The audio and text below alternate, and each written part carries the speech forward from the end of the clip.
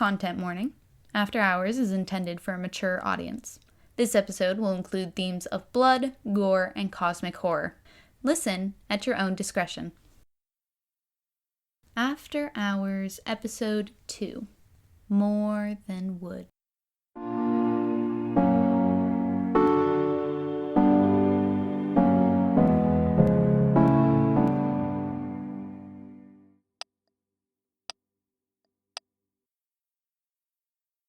Okay, but seriously, Jules, why are you so determined to marry a mermaid?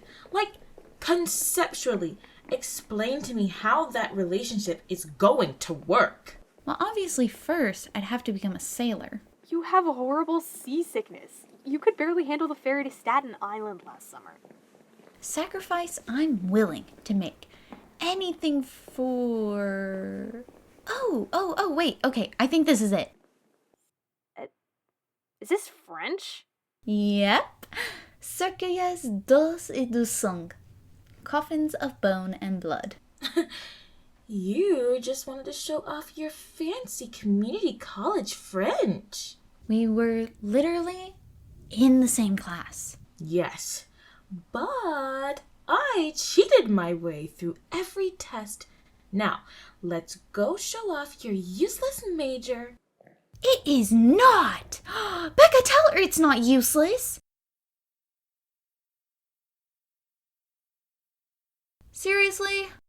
I mean,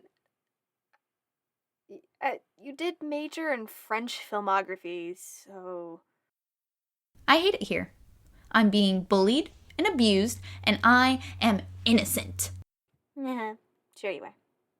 Come on, let's go catch up with Maddie before she starts trying to smuggle a coffin out of here. So, after some technical issues, which were totally not my fault, we've arrived at our first stop on our Tourist Trap tour. This is a newer exhibit in the Salem Museum and was actually shipped over from their sister branch in France, Le Musée des Merveilles, in Loire Valley. Everything in the exhibit has been translated into English, but I'm not ready to see how Salem butchered that. So I had Becca print out the original French files, and I translated and modernized them for your listening pleasure myself.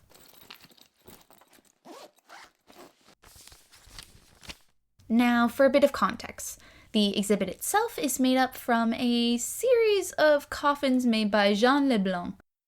Coffins is a strong word for some of these. A good third of the glass cases are full of rotting wood remains, animal bones, and what I think is a scrap of preserved skin. Can skin be preserved? Don't look at me. I'm not the one with the science major. It was community college, and I was in marine biology. Do not ask me about bone preservation, Jules. I can see you pulling out the puppy dog eyes. I don't have puppy dog eyes. I don't know where you two are getting this idea from. Anyway, beyond the coffins, there are also some first-hand accounts from villagers in the town about some kind of incident involving Leblanc's coffins, along with the personal journal of one Adrien Leblanc. Now, do we have any last comments before reading the woman behind the supposed madman? You seem very excited to read something that's most likely fake. Please. We all know it's because she gets to show off her fancy translation skills. You are so lucky I hate the technical side of this podcast, or else you'd both be fired. Now, January 10th, 1662. The winter has been harsh and unforgiving this year, like any other. It is unfortunate that the corpses stacked outside our door are a sign of prosperity. But that is the price of making your business in death, I suppose. Jean has spent more and more time out in his work shed. For every coffin he carves, another 5 bodies are carted to the door by the people of the town. I fear for his hands. Frostbite runs rampant, and so many of the corpses have become blackened and brittle from the snow. He told me I worry too much. I told him I was doing my job. The people of the town only see the purpose in him when they have something to put in the ground. As his wife, it is my job to care for him. My parents were so displeased when I accepted his suit. They feared that I would be lying with the devil, marrying a man who prospered off the demise of others. Even now I can't tell if their fiery displeasure hurt more than the cool abandonment by Louise. A decade of companionship tossed aside like it was nothing more than a sickly pup. Her ignorance fills me with so much rage that I fear it will overcome me someday. It is her own refusal to look that creates a monster out of a man. Jean, for all his dealings with the dead in hulking form, is the gentlest man I have ever met. When he first courted me, it took him a whole season to stop cradling my hands like they were glass, as if I could be shattered if he were to look at me wrong. He just came in for supper, and once again I was overcome with the sheer volume of my love for Jean Leblanc. In the face of so much misery, his joy is a flame against the blizzard. Yes, his work is grim, but how can one blame him for it when it is clear just how much he loves it? I cannot imagine him doing anything else. His hands were made with the intent to carve, of that I am sure. Even as his wife, I know I cannot compete with his coffins. Each one is their own work of art, and Jean pours all of himself into crafting them from nothing. To see them tossed in the ground is its own form of mourning. Oh, that's kind of sweet. The French peasantry dream! Corpses stacked outside your home, and a husband who your entire town believes is working for Satan! Sorry, Maddie, I forgot romance makes you break out in hives. I'll do better next time. Yes, you should. Your insensitivity knows no bounds. If I get another HR complaint about you, Becca, I'm gonna have to ask you to resign. When did you get HR complaints about me? I didn't even know we had an HR department. Well, one is from Victor, so it doesn't really count. He doesn't even work here. Why do you let Victor hang out around the office anyways? Baby brother privileges? I don't know. Anyway, that doesn't change the 5 other complaints about you. 5? Who the hell filed 5 complaints against me? Maddie. Me? Are you serious?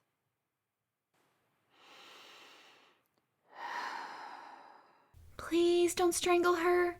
I don't want to deal with the paperwork. Glad to know you love me. Of course, bog girl. Anyways, January 15th, 1662. Jean did not sleep last night, though I cannot blame him. We had both been in bed, and the sky had long grown dark when it first started. A sharp jolt came from the earth, shaking us both awake. Before I could even think to ask Jean if he was all right, the ground began to tremor. It rolled and shook with such a ferocity that it seemed as if hell itself was finally crawling its way to the surface to damn us all. The very bones of our home creaked in defiance. I was sure the walls would crumble and bury us alive. As quickly as it began, the moment passed. In the chaos, Jean had pulled me towards him in a futile attempt to protect me from an unseen danger. In the end, the incident shook him more than me. When I awoke, he was sitting in the kitchen, staring out the window with eyes so wide I swear they were on the verge of popping free from his skull. I tried to ask him what was wrong, but he brushed me off with a mumble about work. He's been in the shed ever since. I went to visit my parents this afternoon. I was worried how the tremor might have affected them in their old, frail age. My mother made the usual comments about Jean and begged me to attend Mass with them.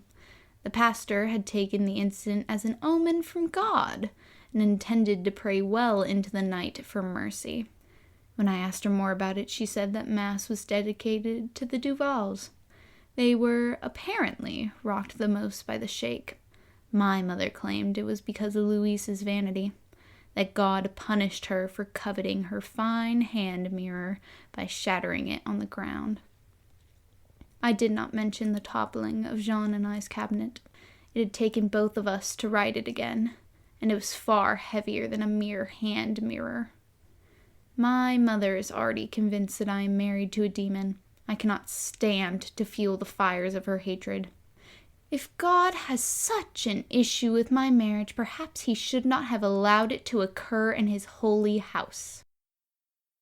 January 17th, 1662. A ferocity has overtaken Jean. He works from dawn to dusk building coffins. Each one he makes is lovelier than the last. They're fit for the king himself, and it feels blasphemous to bury such simple people inside their carved perfection. This behavior is not entirely unfounded. Despite the snow, the rot of the bodies has begun permeating the house. Jean always did have such a sensitive nose. I can hear him carving away in the shed now. Only one body sits outside. Soon enough this nightmare will end, and my husband will return. Death is a cruel taskmaster, but at the end of the day, Jean Leblanc is mine first and foremost. January 19th, 1662. There are no more bodies outside the house, yet Jean continues to work. If he is not carving a coffin, then he is chopping wood. If he is not chopping wood, then he is drawing. If he is not drawing, then he is muttering. Coffin sizes and wood types and words I cannot always understand. I am fearful that some illness has gripped him. At night he tosses and turns, and his skin burns to the touch. He is in the house less and less, to the point where I can spend nearly the whole day without any sign of him. My mother would tell me he has left our marriage bed, unfaithful servant of death that he is. I know better. I can hear the soft sounds of him carving at all hours of the day, and in the moments that he is himself, when he is not gripped by this damnable fever, he is as sweet to me as always. He helps me cook and clean, and I am always struck with the strangest sense of victory. Though I miss Louise fiercely, I know that her husband would die before assisting her in such mundane tasks. Jean has more compassion in his wood-calloused hands than they do in their entire bodies. Okay, so she got dumped by her whole village because of her creepy husband, and she's just stuck there? All alone, with him, while he continues to act weirder and weirder, but she can't talk to anyone about it, or they might persecute both of them? Oh, if I didn't know any better, I'd say you sound concerned. Shut it, King. January 22nd, 1662. It's been nearly a week since the shaking, and Jean's condition has only worsened. It's been days since the bodies were cleared out, and yet he continues to work. Now, instead of bodies, the coffins pile up outside our home. There is no purpose to them. They're built and then discarded, regardless of how rare the wood or intricate the carving. For the few hours he is not carving, he is pacing, mad, feverish ramblings spilling from his tongue like blood from a gash. I tried to interrupt him tonight. His footsteps thundered through the walls, and I could not sleep. When I came out of the bedroom, I tried to speak to him, but my words could not break through the haze of his mind. Asking, pleading, threatening, sobbing, it made no difference. Eventually, when his restless movement brought him towards me, I tried to grab his arm. My fingertips had barely brushed his skin when suddenly he slapped me back. I stumbled and fell. Jean loomed over me for a moment, eyes glassy and unseeing, before he too lurched back. My hand barely stung, but my whole body trembled. I felt like Louise Duval's hand mirror, a delicate thing on the verge of shattering. Whatever had struck me was not my husband. This I know down to my very soul. January 24th. Jean has continued to have his odd outbursts, though nothing has escalated in the same way that our first altercation did. No, instead he stares off into the distance for hours. At times he'll suddenly jolt or twist his head around as if he heard something. No matter how silent the room, he'll always end up hearing something that I cannot. These occurrences have been happening more and more recently, yet he seems to be snapping himself out of them faster and faster. I am not sure if this is entirely a good thing. Is it beginning to loosen its hold on him? Or has he merely become so used to it that it simply became part of his routine? Time will tell, I suppose. January 27th. Things are going missing in the village. I know it is Jean who has taken them. I hear him creep through the house in the dead of night, whispering in a language I cannot pray to understand. January 30th. Each day I see less and less of Jean and more of his coffins. There are times I falter. I wasted so much time today, daydreaming not of the return of my husband, but of myself, running off. I would not be plagued with the fear and the worry that permeate my every waking moment. I would not have to spend hours running myself ragged, caring for a man who no longer cares for himself. But where would I go? My parents are too frail to handle the strain of me in their home. Louise had abandoned me the moment Jean began showing interest in me, and the rest of the village had followed not long after. Our house is so much further from the village than others. I am out here all alone, with no one to confide in except my mad husband and this journal. Truthfully, above all else, I am fearful of what he may do if I leave. I catch him staring at me now, in between his feverish rants. Guilt and grief line his face, and I do not know who or what it is for.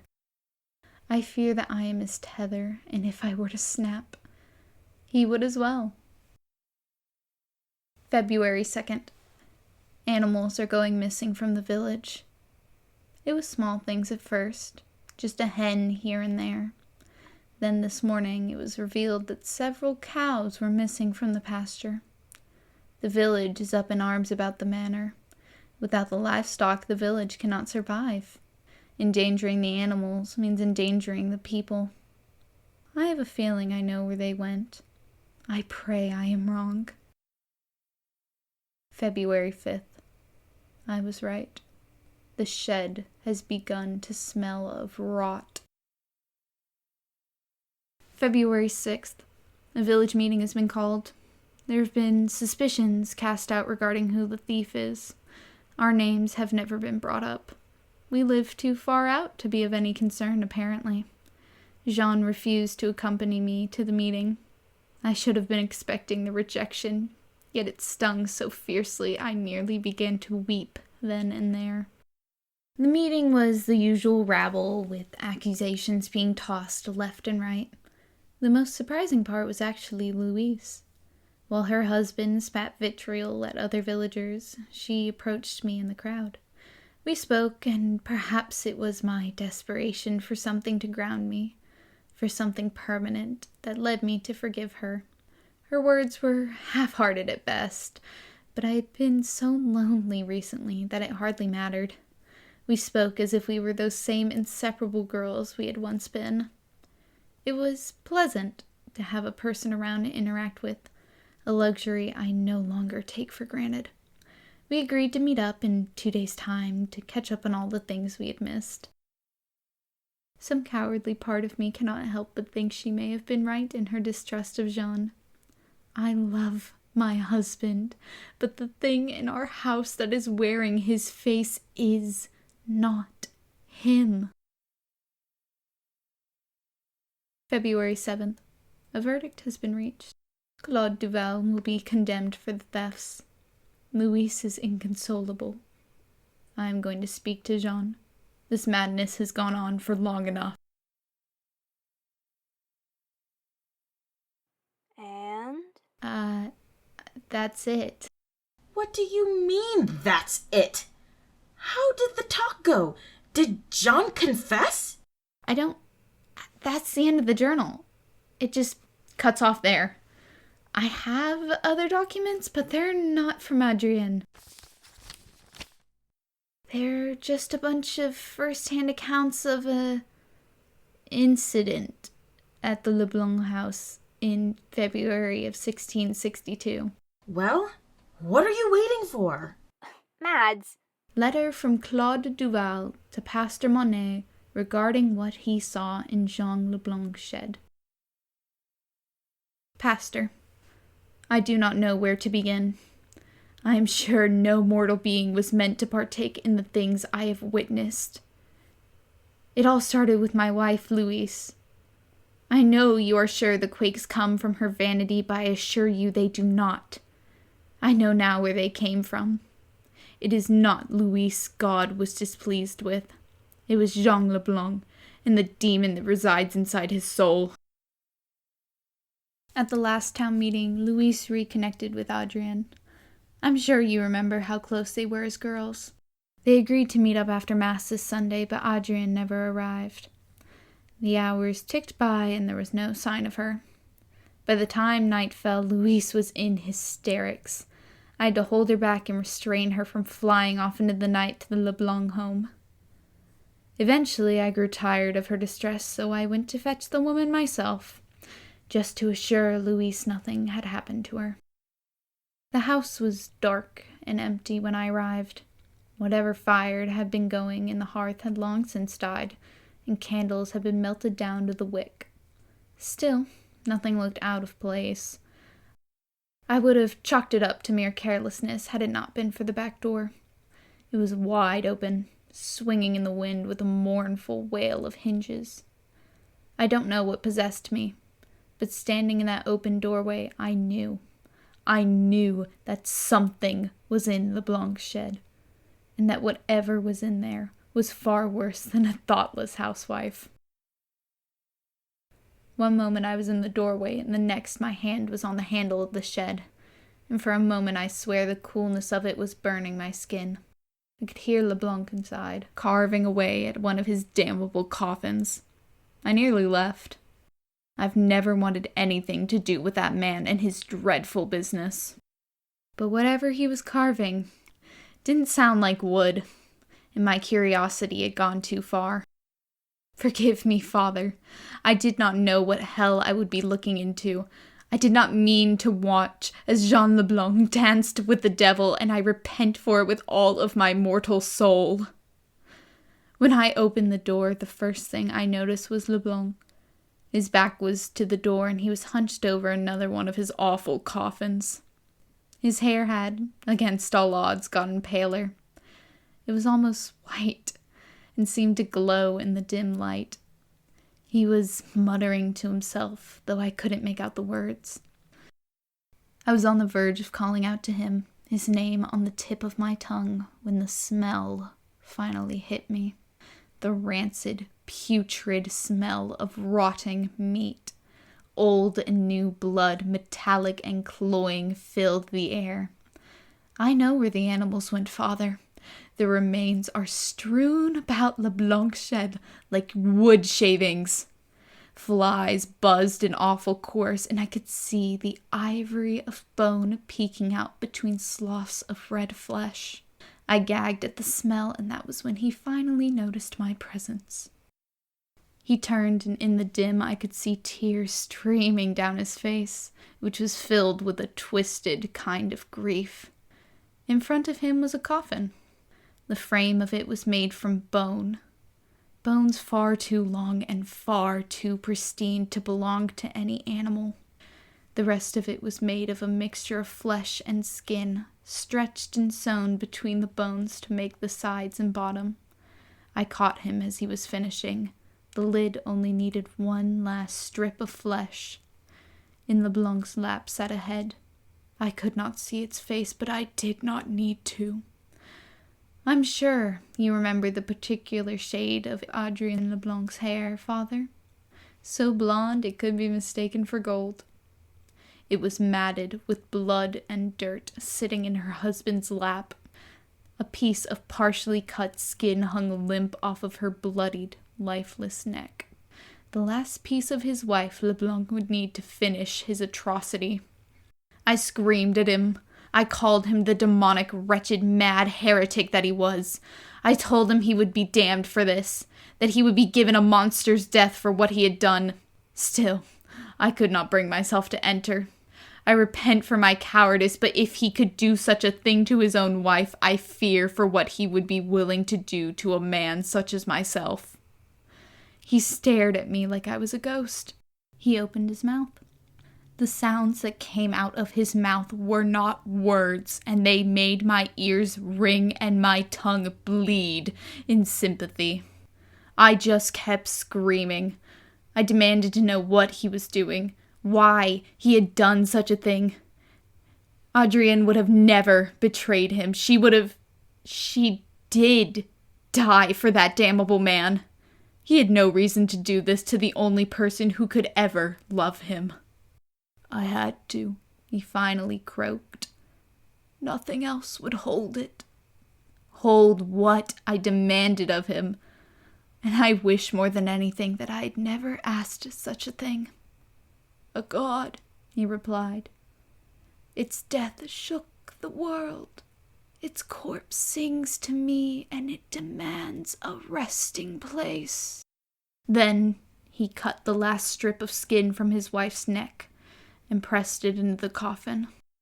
I cannot express to you, Father, not in any meaningful way, what I witnessed. At first everything was silent and still, and then something began to fill the coffin. It was black and sludge-like, and it had so many mouths, and all of them sang. They sang a melody so awful I couldn't help but wail. It had too many eyes, and all of them were staring at me. They saw all of me, all of my mortal flesh and bone and my very soul. They found me lacking. I could feel the disapproval in their unfocused, bloodshot eyes. It was the most horrific thing I'd ever seen. And it was so beautiful, I wish I never had to look away from it. Then, just as suddenly as it appeared, the lid of the coffin slammed shut and the earth opened its hungry maw and swallowed the bloody thing whole. You can't even tell where it once was. The ground was smooth and undisturbed after consuming the mutilated body of Adrienne Leblanc. Leblanc fell to the ground, clutching Adrienne's severed head and weeping. I left. His sobbing apologies echoed down the hill after me. A part of me went into the ground with whatever Leblanc had buried, Father, and I do not know how to get it back. A humble servant, Claude Duval. What? He killed his wife? For an eldritch god? For mass hysteria. Remember, none of these stories are real. This was just another instance of French peasantry committing severely messed up crimes and then blaming it on divinity. It's pretty common practice. But, Jules, that didn't sound like... Wasn't there that one French peasant who ate a baby? What?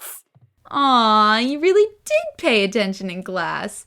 There was definitely more than one, but there is record of Tahar, a French showman, potentially eating a baby while in a hospital. Well, you heard it here first, dear listeners. Dr. Julia has successfully diagnosed this as classical medieval insanity. Okay, Doc. Where to next? Unfortunately, my lovely phantoms, we'll have to let you go for a moment as we move on to our next exhibit, the Black Door. This room is known to have a strange effect on electrical equipment, so Becca, Maddie, and I are going to have to wrangle with the recording devices before the next segment. Thankfully, you all get to enjoy Rebecca's editing skills cutting out what will probably be at least half an hour of us all screaming at each other over wires and whatnot. Oh boy, I can't wait. See you soon! Alright, let's get a move on. I wasn't kidding about those tech issues.